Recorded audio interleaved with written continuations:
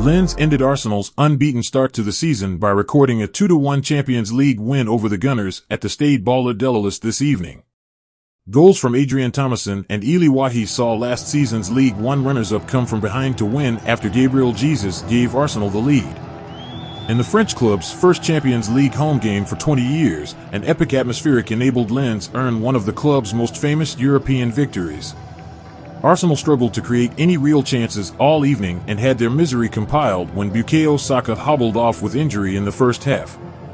The result sees Lens jump above Mikel Arteta's men to top the group, while a draw in the other game between PSV Eindhoven and Sevilla keeps those clubs outside the top two.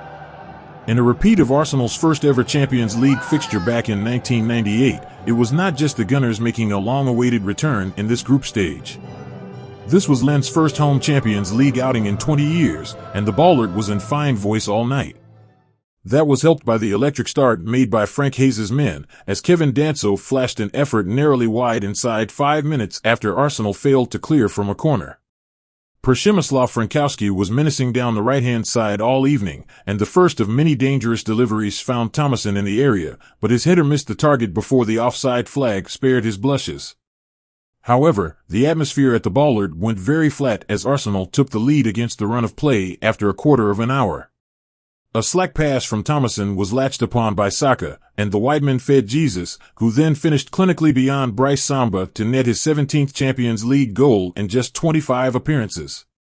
In attempts to atone for his earlier error, Thomason continued to be involved in most good things going forward for Lens.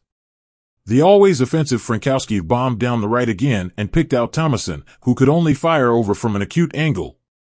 Hayes' decision to bring Thomason in for Angelo Fulgini was justified eventually though, as he found the equalizer on 25 minutes, with a fantastic curling finish beyond David Raya to score on his European debut. It was Raya's error in distributing the ball which led to the chance presenting itself, as his loose pass was picked up by David Machado, who then picked out Wahi, and the striker laid it off for the onrushing Thomason to finish. Things quickly went from bad to worse for Arsenal though, as Saka, who had an injury concern last week prior to their league game with Bournemouth, hobbled off with what appeared to be a knock to his ankle. Arsenal struggled even more after the early exit of Saka and had to keep relying on Lens conceding possession to provide them with chances. Danso was the next culprit, and after Leandro Trossard was played through, he showed fine composure to put Jonathan Gradit on the ground, but he failed to beat Samba. Lens reasserted their dominance in the game soon after and should have taken the lead when Salas Abdul Same scuffed his effort into the side netting after some excellent work from the always lively Thomason. However, Lens finally took one of their many openings shortly afterwards, and it was no surprise that it came from another lung-busting run from Frankowski. Let's go around the punditry world to hear what the experts are saying about Arsenal's first loss of the season. Well, it's been quite a night then in France for Lens. Certainly for Arsenal fans, a very, very disappointing one in terms of how that game ended. And I guess the real criticism will be how Arsenal sort of lost control of that game, Martin. Well, they started so well, didn't they, with the Jesus goal, and then let things slip away. And both goals could have been avoided, without doubt. Goals that they consider that they should have done better. Certainly the second one as well, which we'll have a look at. Marking in the box. You know, if I gave Michael Owen that kind of space in the box, then he was going to put the ball in the back of the net. So you always should be touch tight. I know it will look like you're getting back into position, but I think you've got to pick at this 4 Arsenal defenders there and 1 attacker. So Saliba was probably the culprit of this one, but it's about learning from those mistakes. You're never going to be perfect. They're such young players, the Arsenal players, and it's learning, bouncing back from this. But a huge game obviously coming up at the weekend now. Yeah, and as you say, look, they started so well. And it is a learning curve as well for Lens. I mean, look, 21 years in the wilderness for this side, and they're the ones who took the lead in the first place. Yeah, Arsenal got off to a great start. Normally you say the first goal is so important in these games. I mean, all 3 finishes tonight were of the highest quality. You see Lens in possession, they think they're in safe position, so the centre-half split. All of a sudden, a real sloppy ball pounced on by Saka. He then feeds Jesus, and what a finish that is. He just shifts it to the side and then arrows it into the far corner. Brilliant goal. And that was just the perfect start for Arsenal, but it just got worse and worse after that. Yeah, it did. They just opened themselves up to allowing Lens to have the confidence to just keep going at them. And it seemed to be counter-attacking football from Lens as well. That seemed to be It did, but if you think the first goal, of course, we talk about risk and reward. The goalkeeper, Raya, is coming into the team almost like a left-hand side central defender. So that's great when it works, obviously when it doesn't. And this is one of those occasions when that's going to, you look at it, you come under that scrutiny. It looks like he's given the ball away cheaply. I have to say, I thought it was a handball involved in the build-up. But it was wonderful play thereafter. And look, he's kind of scooped it out there to Tommy Atsu there. And the defenders come onto it. You'd think that's a bouncing ball. It's going to be a difficult ball to finish with, but he makes that look so easy. I can tell you that's not. That's a wonderful finish. So and this is the competition, as we said earlier, where you get punished, because the quality of the finishing, these are players that are in good form, good confidence, and it just comes away there from the defender. Maybe Declan Rice should react quicker, but that's a wonderful finish. Yeah, you'd love to do one of but those. It could have been avoided, of course. Well, most people in that situation go with their laces. And you get so much power anyway. When the ball's in the air, you can get nearly as much power with the side foot. And accuracy is so important in that situation. If he fires that dead straight to where the ball eventually went, the goalkeeper saves that. Because he's hit it with the side of his foot, we had a lovely angle. It goes away outside the goal and curls in. And it's the absolute perfect finish. I say, as soon as it left his foot, it was, wow, what a finish that is. As I say, 3 goals today of the highest quality finish-wise. Highest quality. That was Adrian Thomason on his first Champions League start, actually, in 25 minutes. So it was 1-1 at half-time. You mentioned the handball incident, Martin. We're going to take a closer look at this. And there appear to be different rules from sort of the UEFA protocol and from the Premier League protocol. Just talk us through why you think this is a definite handball. Because I think that what I'm looking at, that looks as if the arm has come out, and as I know the rule, that it's the armpit below the armpit, so that's the arm, so that's handball. And without his arm, the use of the arm there, he doesn't gain possession of the ball. He doesn't run through and create that assist. So I don't understand why it wasn't dragged back. But we're seeing that it's not just the English VAR that has an issue. It's obviously UEFA as well, because that looked to me like a clear handball. Handball for you as well, Michael? Yeah, he certainly uses his arm to control the ball there, and his arm goes out. It doesn't just hit him. He actually puts his arm out, and it hits his arm. Now, previously, people spoke about the sleeve, but I'm not sure that's in play anymore. So that looked a handball to me as well. OK, well, they benefited from it in any case. But worrying signs for Bukayo Saka. I mean, he has limped off in their last 3 matches now for Arsenal. He's scored 5 so far this season, assisted 5 so far this season. It tells you just how important he is. But there's a huge game against Manchester City coming up at the weekend. This is not a good look for Arsenal, is it? No, and he's so important to everything that Arsenal do. And I know that he's gone off, certainly went off at the weekend after 75 minutes. I think it was more of a contact injury. This looks something a little bit worse. Is this his hamstring? That's really bad news. They've not really rested hardly any player going into this game. He was really going for it, the manager. So to lose him in a game of this calibre and then to be unavailable for the weekend is a massive loss for Arsenal. Let's hope he's fit and well for the weekend. Do you think Mikel Arteta really needs to look to be resting certain players? I mean, they're going to be fighting on all fronts, as we can see at the moment. I mean, 87 consecutive Premier League games Bukayo Saka has played in. When you're so good, it's so tempting for the manager to play you all the time. No, I think he's not started all of those games. It's easy in hindsight. Started 83 of the 87. Yeah, and it's easy in hindsight. He's come off in a few. He's not started in a few of those, but he's a very durable player. He's played for England as well, in amongst all that.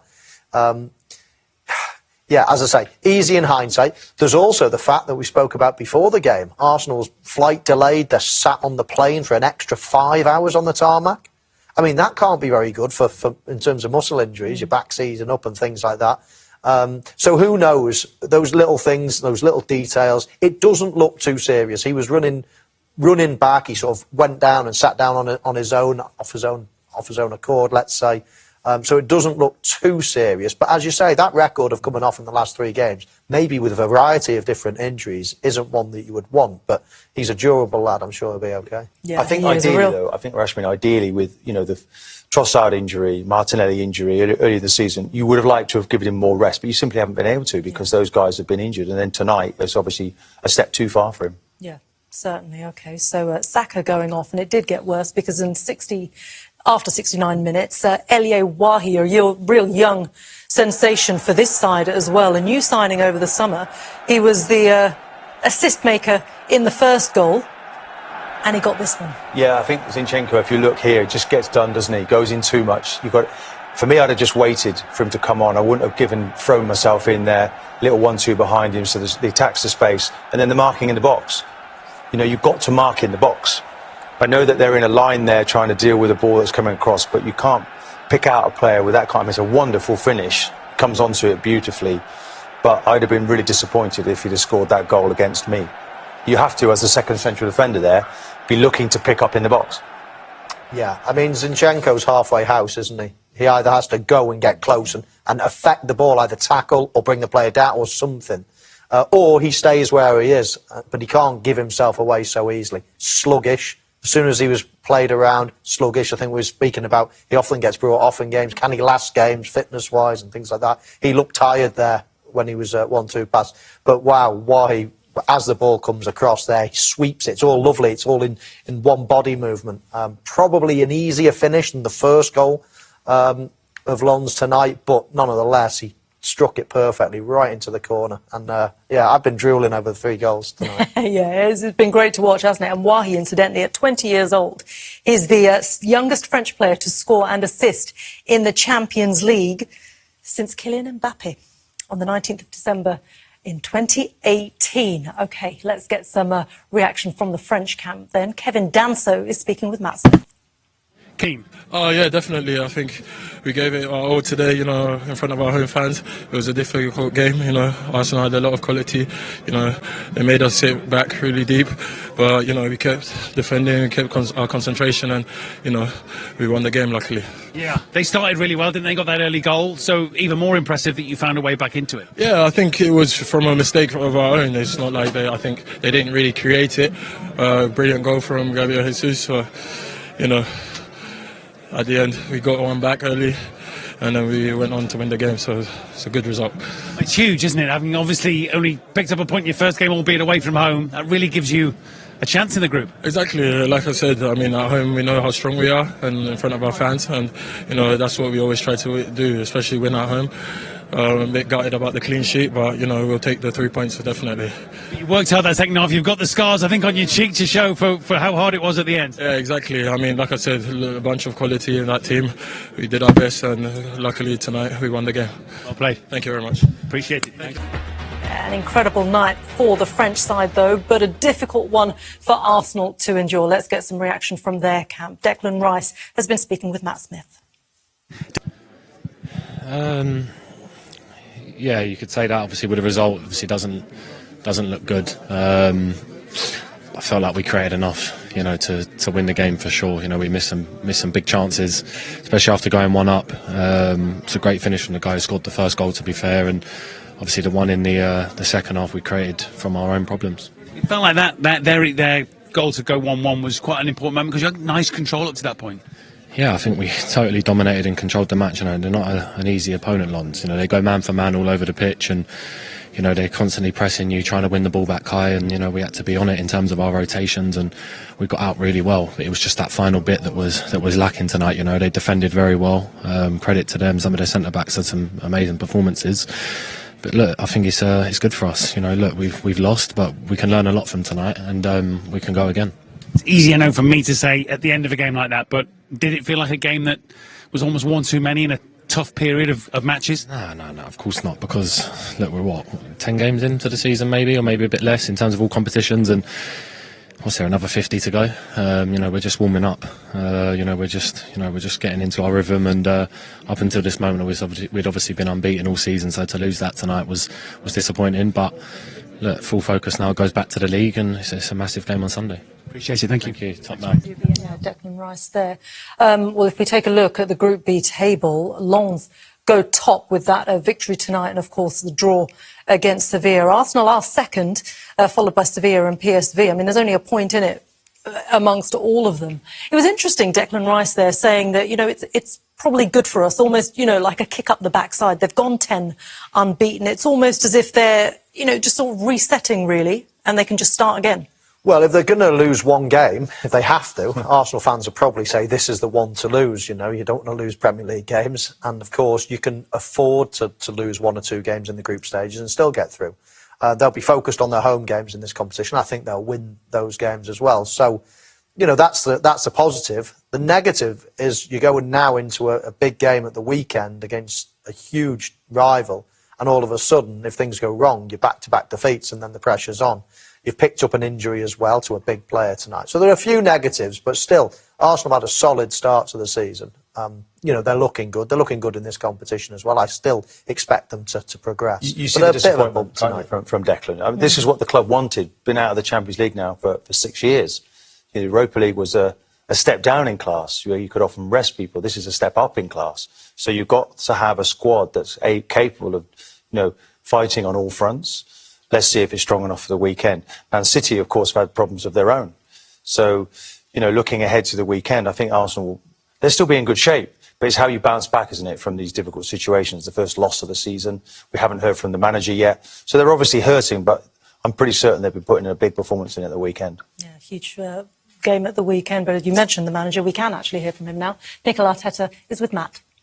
You thought it'd be a big night, a difficult night? It was. Certainly was, and congratulations to Lens. As we all saw, they are a really good side, exceptional atmosphere, and a really difficult opponent. We made the most difficult thing scoring the first goal, and we had total control of the game. And in one action, they managed to score, and then it was game on again.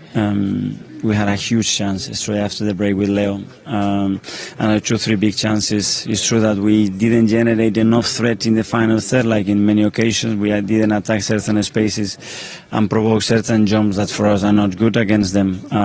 But the difference with the PSV game, it was the boxes. We had 4 big chances, and we didn't defend the box well enough to win the game. You mentioned you had control until their goal to make it 1-1. The nature of that goal, of course, the critics will say, well, that's how you want to play. With the goalkeeper trying to make passes and get the game flowing, it turns into a mistake. Well, this happens. Mistakes are part of football, and they will continue to be there somehow. But I think the difference was made in both boxes today, especially in Champions League. You don't generate 10 clear-cut chances in Champions League. When you get there, you have to put the ball in the back of the net, and we have to defend the box much better than we've done. Yeah. How is Bukayo? And was it a nature of just too many games for him, or just unlucky? It was an action. It was a back heel, and he felt something on that specific action. It wasn't nothing else, and obviously he wasn't comfortable to continue. Yeah. So you don't know yet how severe or how long? No idea. Okay. And generally, do you think the team felt the pressure of the number of games at the moment? You talked about trying to rotate and keep a rhythm. I didn't see that, especially in the first half, the way we were playing. Obviously, after we have to make changes, the change of Bukayo, obviously, the 2 wingers that we are missing, that they give us a lot of threat, and it's different with other qualities that we have in the squad. Nothing. Learn from it. It was a big night for us. We didn't manage to get the result that we want, but we'll take a lot of things from it and learn. I can give you one thing. The other game ended in a draw, so that's something for you. I know that. Good luck next time. Thank you. What do you make of that from Mikel Arteta? Well, he's talking about the boxes, you know, and he's quite right about taking chances, about doing better, all things that we talked about. I don't see him changing his philosophy, of course. You know, you see many chances created with the goalkeeper. They are in a run, though, of currently the 6-run match that are in 5 away games, but the exception for that is the Man City game. So this is a very testing time, but you've got to get results. He's a manager who's very good at identifying where the issues are, so I expect him to put them right. But the big boys are coming up at the weekend, so you cannot make mistakes, and you have to be ruthless in front of goal against Man City, that's for sure. Yeah, and Arsenal need to become the big boys now, don't they? That's where they're looking at. That's absolutely it, yeah. You know, they ran Man City close last season. And listen, it's not like a lucky season, or it's a club that you think, well, they won't sustain it. You know, Arsenal are coming again. They've been out in the doldrums for a decade or so, but now they look like the real deal. So that's a bit of a disappointment tonight. But you know, if they go on and qualify for the next round, and obviously the league comes back as well this weekend, it won't really matter in the scheme of things. As I say, if you're going to lose a game so far, it's probably tonight. They just need to make sure they bounce back. After that one. But Arsenal fans further grieved by the news that Bukayo Saka is now a major doubt for the weekend's game against Manchester City, going off in this game. Jules? Yeah, after just half an hour, we'll see here. I thought first during the goal show that it was his ankle because he had a few knocks there. You see him limping at the bottom of your screen here. Arteta explained that he tried the back heel in that first half, kind of missed the ball and then felt something muscular maybe behind his thigh. The physio had a look. They decided not to take any risk, of course, and to take him off. He will do some scan, I think, either tonight when they go back to London or tomorrow morning, and then we will know a bit better if he can feature on Sunday. But you also saw when he came off what everything goes through him, especially when Odegaard is not on a good day. Numbers tell that story as well. The kind of impact, the kind of performances he's been putting in for Arsenal, one of their most important players. Yeah, for sure, especially when Martinelli is out injured like is the case now, so they don't have the pace anymore that either Martinelli or Saka can provide. Trossard and the other wide players, it was Fabio Vieira who replaced Saka on the right-hand side, are just different profiles. They don't offer the same thing that Martinelli and Saka do, and I think when they're not there, you see Arsenal are just not playing in the same way, the flow is not the same, and then they struggle to really create anything like they did tonight. All right, well, that's potentially the case this weekend then against Man City, who got one or two absences of their own, not least the fact that Rodri will be serving the last game of his suspension. You're nodding sagely, Rafa. Yeah, because it's a worry. You don't want to go into this huge game on the back of a defeat. That it posed some questions about your defensive organisation. And, of course, the Saka story is huge. And I think some people will be saying, why didn't Arteta protect him a bit more? Right. Did he have to play him today?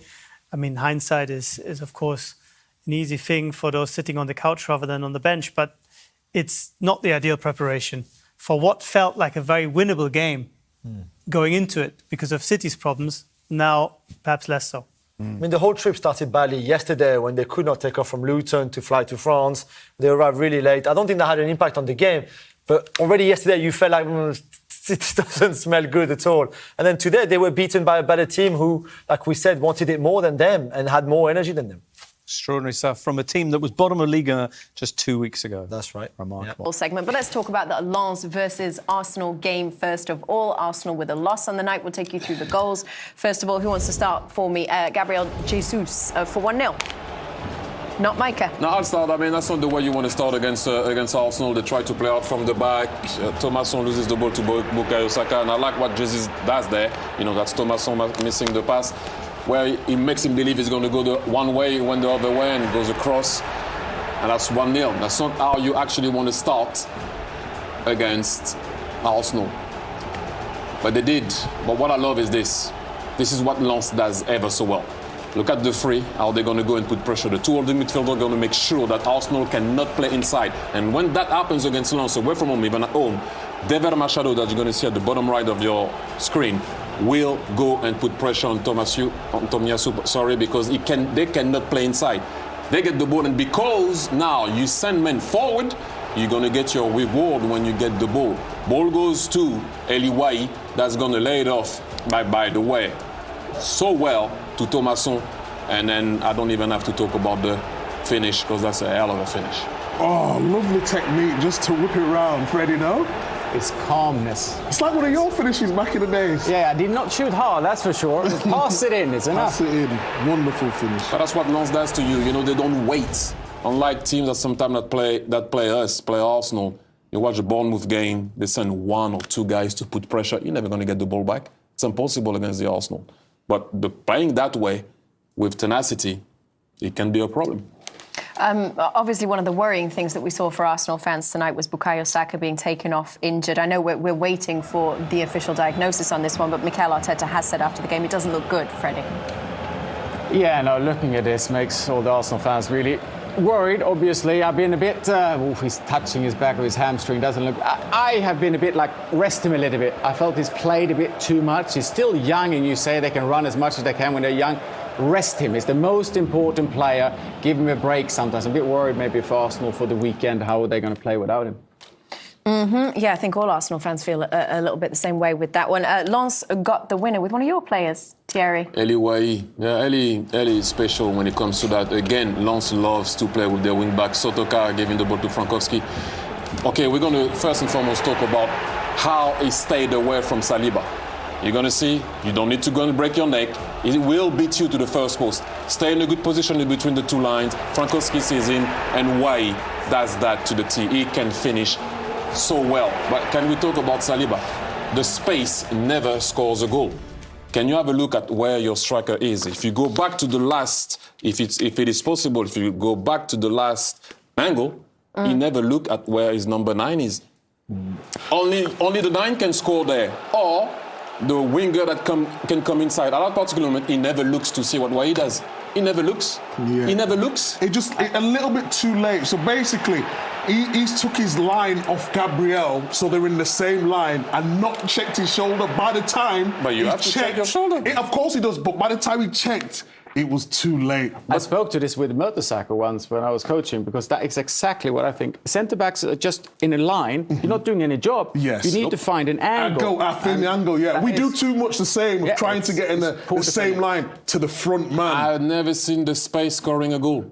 But if we are being critical, look at Zinchenko on the 1-2 on the side as well. It's not just Saliba. That's a little bit hungry to go up and leave the space. Yeah, okay, so 2-1 was the final score in that game.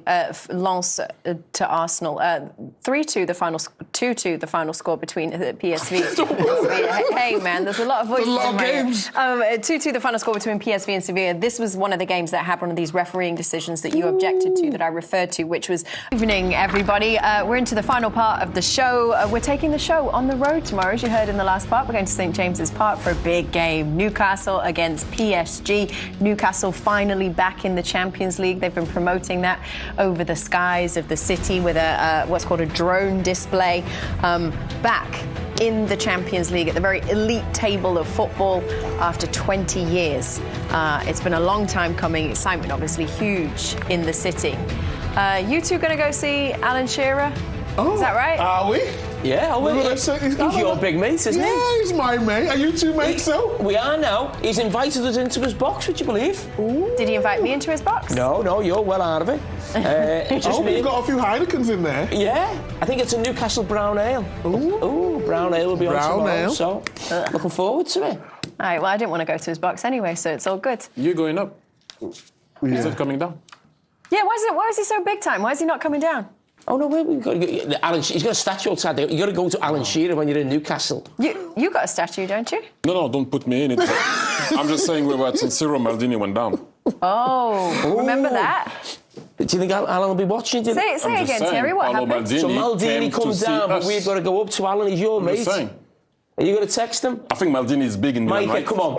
He's not bigger than Paolo Maldini, is he? Is Maldini big in Milan? Maldini's pretty big in Milan, He came down, no? Came down, all the way down. Yeah, but you have to go up. Waited to speak to us. All the best. Sort it out. Why don't you talk to your friend? Come on. Wow. Talk to your friend. Talk to your friend, man. How's he your friend? Is that another company you work for? Do you think that's right, though, Micah, really? Well, I mean, it'd be good for the show, wouldn't it? We get a different position. Okay. We don't want to be just pitch side. We get to go upstairs. No, it's logistically do a little awkward. bit of mingling with the fans, with the Geordies, the real culture. What is the culture? It's drinking. Did you just say that? Oh my gosh! Get that on social media right now. Just said that. All the best tomorrow. You've ever seen at Newcastle. All the best tomorrow. Did he just say that live on TV? I don't know what I said wrong. Well, wait till you get up there tomorrow. Gonna be fun, Micah. Gonna be fun. Thank you, guys. This was a good one. Get yourself down, Shearer. We saw sensational goals. We saw spectacular scenes and enough drama to fill a Shakespeare marathon. That was tonight. Tomorrow promises to be even better. We are heading to Newcastle. We will see you there. Wait for Micah outside. We can't wait until then. Good night, everybody.